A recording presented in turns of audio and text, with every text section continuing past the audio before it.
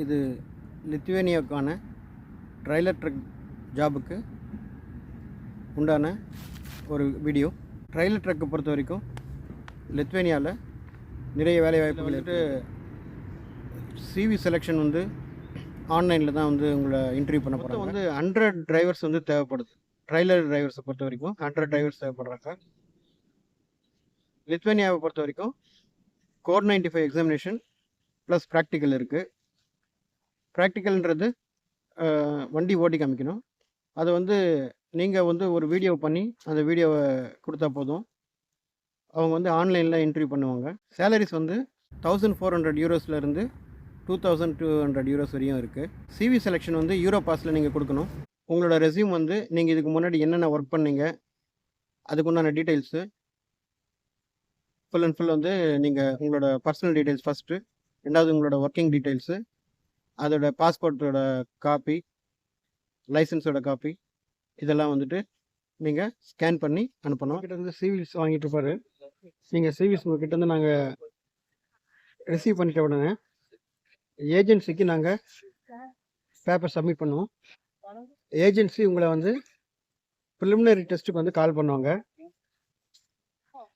Once நீங்கள் வந்து preliminary test attend பண்ணி அதில் யார் யாரெல்லாம் வந்து தகுதி உடைந்த நபர்கள்னு சொல்லிட்டு பார்த்து அவங்க இன்டர்வியூஸில் வந்து கண்டக்ட் பண்ணி உங்களோட இங்கிலீஷ் நாலேஜ் எப்படி இருக்குது, உங்களோட ப்ரீவியஸ் ஹிஸ்ட்ரி எப்படி இருக்குது, இதெல்லாம் பார்த்துட்டு அவங்க வந்து கேண்டிடேட்ஸை செலக்ட் பண்ணுவாங்க. அப்படி செலக்ட் பண்ணுற கேண்டிடேட் வந்து டைரெக்டாக வந்து ஜூம் டெஸ்ட்டில் நீங்கள் செலக்ட் ஆகிட்டிங்கன்னா உங்களுக்கு வந்து அவங்க ஒர்க் பர்மிட் இஷ்யூ பண்ணுவாங்க. அந்த ஒர்க் பர்மிட்டை நம்ம ஏஜென்சி வந்து ரிசீவ் பண்ணிட்டாங்கன்னா உங்களுக்கு வந்து ஃபஸ்ட் பேமெண்ட் கட்டுது. அப்போ தான் நீங்கள் ஃபஸ்ட் பேமெண்ட் கட்டணும். ஒர்க் பர்மிட்டில் நீங்கள் சைன் பண்ணணும். சைன் பண்ணிவிட்டு உங்களுக்கு வந்து ஒரு காப்பி கொடுப்பாங்க. அந்த காப்பியில் நீங்கள் சைன் பண்ணிவிட்டு அப்போது நீங்கள் ஃபஸ்ட் பேமெண்ட் பண்ண வேண்டியதாக இருக்கும். ஆஃபர் லெட்டர் கொடுப்பாங்க. அந்த ஆஃபர் லெட்டர் வந்து நீங்கள் ரிசீவ் பண்ணிவிட்டு உங்களோட அக்காமடேஷன் அட்ரஸ்ஸு, எம்பசி போகிறதுக்கான அக்காமடேஷன் லெட்டரு, எம்பசி போகிறதுக்கான சப்மிஷன் பேப்பரு, அதெல்லாம் கொடுப்பாங்க. அதை வச்சு தான் நீங்கள் விசா ஸ்டாம்ப் பண்ணுறதுக்கு, விசா அப்ளை பண்ணுறதுக்கு போகணும். செகண்டு, விசா ஸ்டாம்ப் ஆகிட்டு வந்துட்டும்போது நீங்கள் ரிமைனிங் செகண்ட் பேமெண்ட் கொடுக்கணும். இன் பிட்வீன் கேப்பில் உங்களுக்கு டிஆர்சி வாங்கிறதுக்கான பர்மிஷன் லெட்டர் வந்து கொடுப்பாங்க. அந்த லெட்டரில் வந்து நீங்கள் சைன் பண்ணணும். இதெல்லாம் முடிஞ்சு உங்களுக்கு விசா ஸ்டாம்ப் ஆகி வந்துட்ட உடனே நீங்கள் ஃப்ளை பண்ண வேண்டியதாக இருக்கும். ஒரு 2 to 3 months ஆகிடும் எல்லாம் முடிச்சு. நீங்கள் இங்கே வந்துட்டிங்கன்னா உங்களுக்கு ஒரு 15 days வந்து டிஆர்சி கார்டு கிடச்சிடும். இந்த ஜாபுக்கு தேவையான லைசன்ஸை பொறுத்த வரைக்கும் லைசன்ஸ் எடுத்து ஹெவி எடுத்து இந்தியன் லைசன்ஸ் எடுத்து ஹெவி எடுத்து 1 year இருந்தால் போதும், நீங்கள் அப்ளை பண்ணலாம். பாஸ்போர்ட் வந்து வேலிடிட்டி இருக்கணும். பேசிக் இங்கிலீஷ் ரொம்ப முக்கியமானது. ஏன்னா அவங்க வந்துட்டு எதிர்பார்க்குறதே வந்து நல்ல இங்கிலீஷ் பேசுகிற திறமை இருக்கான்னு பார்க்குறாங்க. ஏன்னு சொன்னால் இப்போ வந்து ஒரு லோடு எடுத்துகிட்டு போகிறோம், அங்கே வந்து கம்பெனி உள்ள என்ட்ரி ஆகிறோம், என்ன லோடுன்னு கேட்பாங்க. அதை நம்மளால் வந்து ரிப்ளை பண்ணுறதுக்கு தெரியணும். ஸோ அதுக்கான பேசிக் இங்கிலீஷ் வந்து நமக்கு தெரியணும். இங்கிலீஷே தெரியாமல் சுத்தமாக போயிட்டு அங்கே போய் கஷ்டப்பட முடியாது. அதனால் நீங்கள் ப்ராக்டிஸ் பண்ணணும். டெய்லி வீட்டில் ப்ராக்டிஸ் பண்ணி இன்டர்வியூக்கு வரும்போது கொஞ்சம் நல்லா இங்கிலீஷ் வந்து ப்ரிப்பேர் ஆகி வரணும். லித்துவேனியாவில் கோட் 95 எக்ஸாமினேஷன் பொறுத்த வரைக்கும் அவங்க ட்ரெயின் பண்ணுறாங்க. 1 month ட்ரெயின் பண்ணுறாங்க. அது முடிஞ்ச உடனே கோட் 95 எக்ஸாமினேஷன் கண்டக்ட் பண்ணுறாங்க. இது எல்லாம் கம்பெனியை வந்து கண்டக்ட் பண்ணுறாங்க. ஸோ உங்களுக்கு அதில் எந்த பிரச்சனை கிடையாது.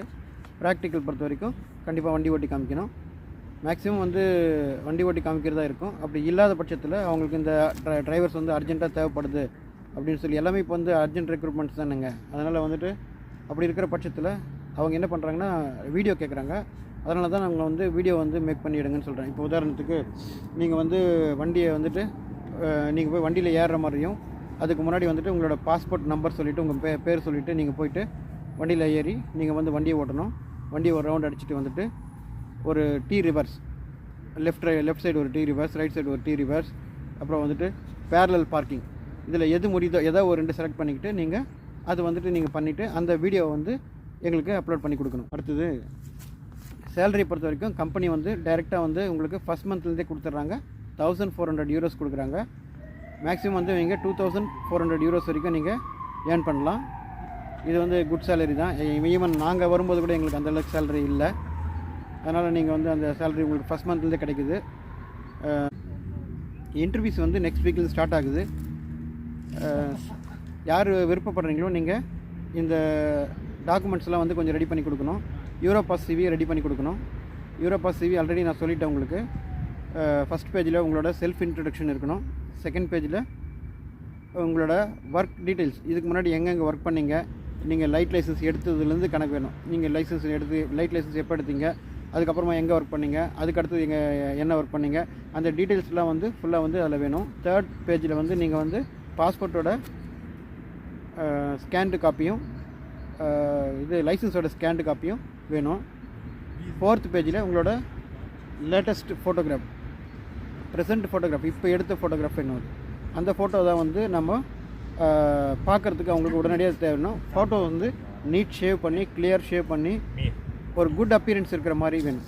அது இருந்தால் தான் உங்களுக்கு வந்து கொஞ்சம் நல்லது. ஓகேங்களா? இன்ட்ரெஸ்டட் கேண்டிடேட்ஸ் வந்து நீங்கள் என்ன பண்ணுங்கள், எங்களுக்கு இந்த சிவிஸ் கொடுங்க. எப்போ உங்களுக்கு இன்டர்வியூஸ்ன்னு சொல்லிட்டு நாங்கள் கால் பண்ணுறோம். ரெண்டாவது இன்டர்வியூஸ் வந்து நீங்கள் கொடுக்குற டீட்டெயில்ஸ், இந்த சிவிஸில் என்ன கொடுக்குறீங்களோ அதை வந்து உங்களுக்கு அவங்க ஃபோனில் தான் இன்டர்வியூ பண்ணுவாங்க. நீங்கள் கொடுத்த டீட்டெயில்ஸை வந்து நீங்கள் கரெக்டாக வந்து சொல்லணும்.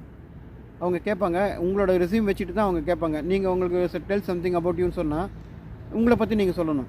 அடுத்து உங்களோட ப்ரீவியஸ் ஜாப் ஹிஸ்ட்ரி சொல்லுங்கன்னு சொன்னாங்கன்னா நீங்கள் அந்த ஜாப்லாம் சொல்லணும். நம்ம என்னென்ன ஜாப் பண்ணிட்டு இருந்தோம், என்ன ஒர்க் பண்ணணும், என்னென்ன வண்டி ஓட்டிகிட்டு இருந்தோம், எத்தனை வருஷம் ஓட்டணும் அப்படின்னு சொல்லிட்டு. ஸோ இதெல்லாம் தேவைப்படுது. யூரோப்பை பொறுத்த வரைக்கும் கோட் 95 எக்ஸாமினேஷன் சொல்கிறோம்.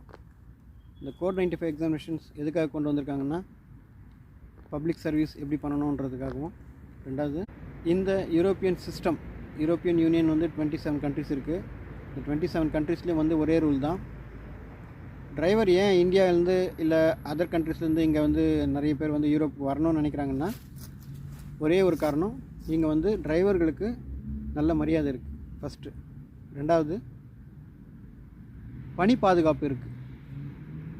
இவங்களுக்கு வந்துட்டு 9 ஹவர்ஸ் ஒர்க் பண்ணால் அதுக்கு மேலே ஒர்க் பண்ணக்கூடாதுன்னு சொல்லிட்டு சட்டம் இருக்குது. எந்த கம்பெனியும் வந்து உங்களை வந்து கம்பல் பண்ணி நீங்கள் 9 ஹவர்ஸ்க்கு மேலே வந்து நீங்கள் ஓட்டுங்கன்னு சொல்ல மாட்டாங்க. ஒரு வாரத்தில் 45 மணி நேரத்துக்கு மேலே நீங்கள் வண்டி ஓட்ட முடியாது. 9 ஹவர்ஸ் பர் டேன்னா 5 நாளைக்கு 45 மணி நேரம், அவ்வளோதான்.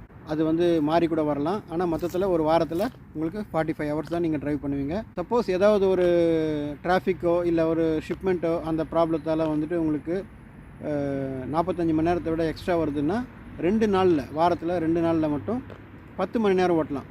அது அலௌடு இருக்குது. இதெல்லாம் வந்து நம்ம டேக்கோகிராஃப்னு சொல்லிட்டு ஒரு கிளாஸ் இருக்குது. இந்த டேக்கோகிராஃப் கிளாஸை வந்து நமக்கு கம்பெனிஸ் வந்து அட்டன் பண்ண வைப்பாங்க. அது அட்டன் பண்ணி அந்த எக்ஸாமினேஷன் எழுதி பாஸ் பண்ணுறோம். அந்த எக்ஸாமினேஷன் எழுதி பாஸ் பண்ணோன்னா டேக்கோ கார்டுன்னு சொல்லிட்டு ஒன்று கொடுப்பாங்க. டேக்கோ கார்டு, இப்போ இது வந்துட்டு என்னோடய ஹங்கேரி கோட் 95 கார்டு. இது என்னோடய ஹங்கேரி யூரோப் டிரைவிங் லைசன்ஸு. இது என்னோடய அக்காமடேஷன் கார்டு. ஸோ இந்த மாதிரி நீங்கள் கார்டுங்களே வந்து ஒரு 4-5 கார்டு வாங்க வேண்டியது வரும். இது இல்லாமல் பேங்க் கார்டு வாங்கணும். இந்த கார்டில் டேக்கோகிராஃப் கார்டு, இந்த கார்டில் வந்து சிப் இருக்குது. இந்த சிப்பில் வந்து எல்லாமே ரீட் ஆகும். ஸோ இதை வந்து இதை வந்து செக் பண்ணுவாங்க, ரீட் பண்ணுவாங்க. ஒரு டேக்கோ மீட்டர்னு சொல்லிட்டு வந்து கொண்டு வந்துட்டு, ஸோ அந்த டேக்கோ மீட்டரில் ரீட் பண்ணும்போது நம்ம வயலேஷன் பண்ணாலும் நமக்கு ஃபைன் வரும், கம்பெனி வயலேஷன் பண்ணிச்சுனாலும் கம்பெனிக்கு ஃபைன் வரும். ஸோ கம்பெனி வயலேஷன் பண்ண மாட்டாங்க. மேக்ஸிமம் டிரைவர் தான் வயலேஷன் பண்ணுவாங்க.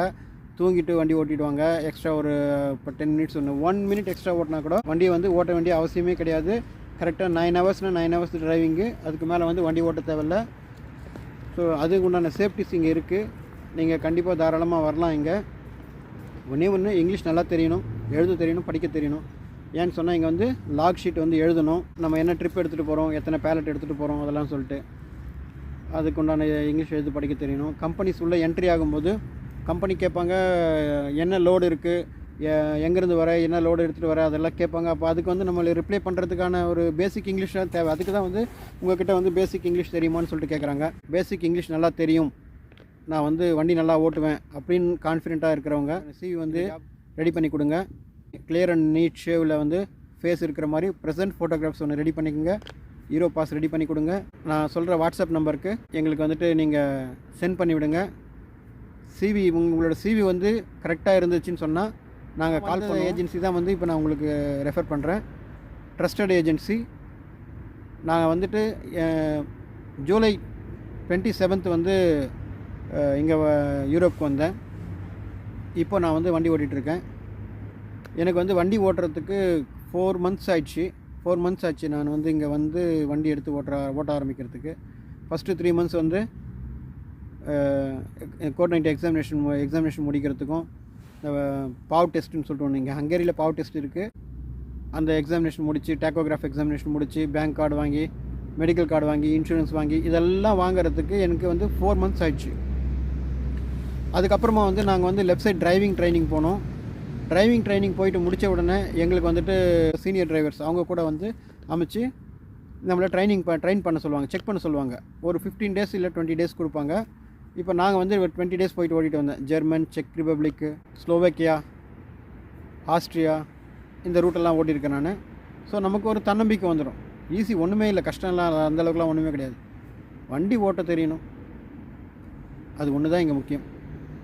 அது தெரிஞ்சுன்னா யார் வேணால் இங்கே வரலாம், யூரோப்புக்கு வரலாம். Best of all the best. இங்கே பார்க்கலாம், உங்களை விரைவில் வந்து யூரோப்பில் வந்து பார்க்கலாம். நன்றி, வணக்கம்.